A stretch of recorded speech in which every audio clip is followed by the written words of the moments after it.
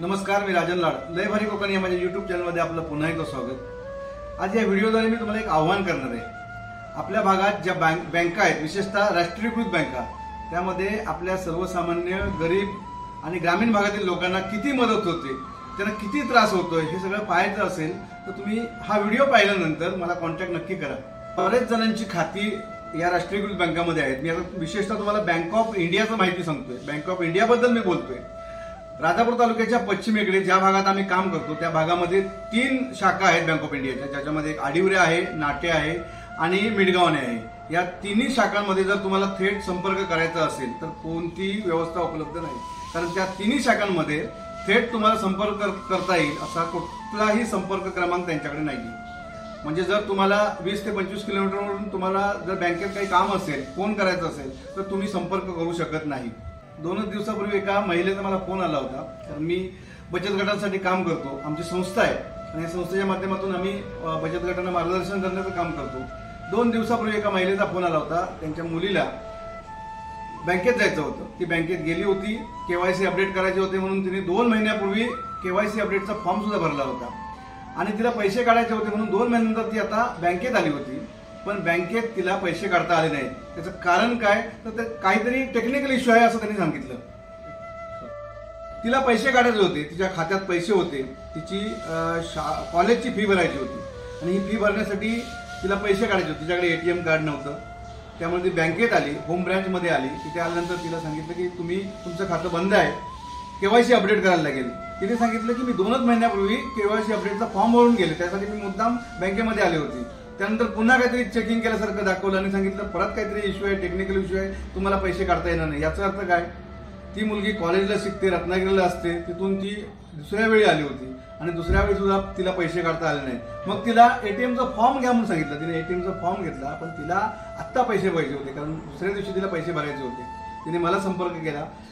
वेगवेगळ्या माध्यमातून मी बँकेशी संपर्क साधण्याचा प्रयत्न केला, पण कोणाचाही नंबर उपलब्ध नव्हता. मग मी त्या मुलीला सांगितलं की तुम्ही तो फोन घेऊन त्या बँक मॅनेजरकडे जा. ती मुलगी फोन घेऊन जात होती, पण तिला तो फोन कोणी घेतला नाही कारण त्यांच्याकडे बोलायला वेळ नव्हता. एवढी कामं असतात त्यांच्याकडे. ठीक आहे, आम्ही समजू शकतो, खूप कामं आहेत. पण जर एखाद्या छोटासा प्रॉब्लेम असेल आणि कोणाला काही समजून घ्यायचं असेल तर तुमच्याशी नक्की संपर्क साधायचा कसा?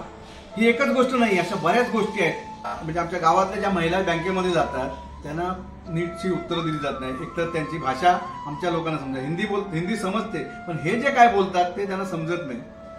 हे टेक्निकल भाषेत जर त्यांच्याशी बोलत असेल त्यांना समजत नाही आणि मग उडवाउडवीची उत्तर दिली किंवा त्या महिला घाबरतात अक्षरशः आणि त्या घरी येतात. हे फक्त महिलांच्या बाबतीत नाहीये, सुशिक्षित लोकांच्या बाबतीत सुद्धा हाच प्रॉब्लेम आहे.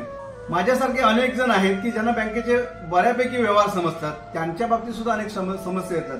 बँकेतल्या काही कर्मचाऱ्यांच्या बाबतीत किंवा अधिकाऱ्यांच्या बाबतीत सुद्धा खूप तक्रारी आहेत. बघून तुम्ही लोकांना मदत करताय असं लोकांकडून समजतं. मला नाही माहिती, मी गेल्यानंतर माझी कामं होतात का तर माझा तुमच्याबरोबर रॅपो आहे, मी तुमच्याबरोबर नेहमी येतो, उठतो, बसतो, म्हणून तुम्ही फक्त माझी कामं करायची का? एक वेळ मला थांबवा, मला सांगा की ह्या लोकांची अगोदर करूया. माझ्यासारख्या लोकांची कामं करण्यापेक्षा तुम्ही जे गरीब लोक आहेत, गरजू लोक आहेत, त्यांना काही समजत नाही, त्यांची कामं अगोदर करा.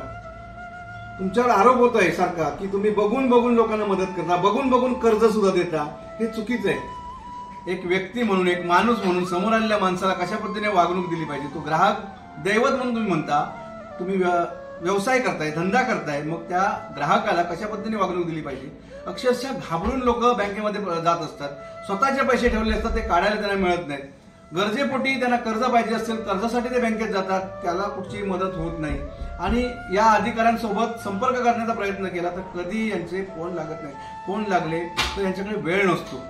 इंडियाच्या सर्व अधिकाऱ्यांना एक विनंती आहे की तुम्ही एक संपर्क नंबर मोठ्या अक्षरामध्ये बँकमध्ये लिहून ठेवा की दूरवरून जे लोक छोट्या कामासाठी येत असतात ते प्रश्न त्यांचे सुटलेत की नाही समजून घेण्यासाठी तो संपर्क नंबर असला पाहिजे.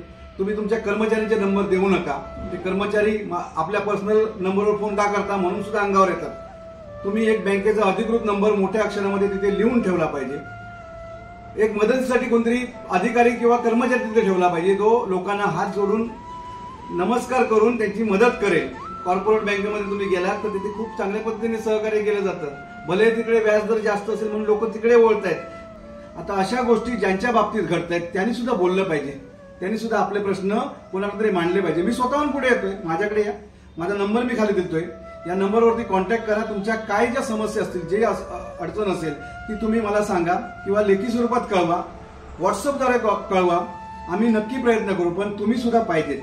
जर तुम्हाला त्रास होत असेल तर तुम्ही ज्यांना माहिती आहे त्यांच्याशी संपर्क केला पाहिजे. मी सांगतोय, स्वतःहून सांगतोय की मी सुद्धा यासाठी तुम्हाला मदत करायला तयार आहे. माझा नंबर, व्हॉट्सअप नंबर सुद्धा मी तुम्हाला देतोय. तुमच्या समस्या असेल तर नक्की मला कळवा. पण एक अट आहे, तुम्ही सुद्धा त्यासोबत आलं पाहिजे. कारण तुमची समस्या समोरासमोर बोलून आपण सोडवू शकतो. भागातील सर्वसामान्य जे सामाजिक कार्यकर्ते आहेत, पुढारी आहेत, त्यांना हात जोडून विनंती आहे, या लोकांची समस्या जाणून घ्या.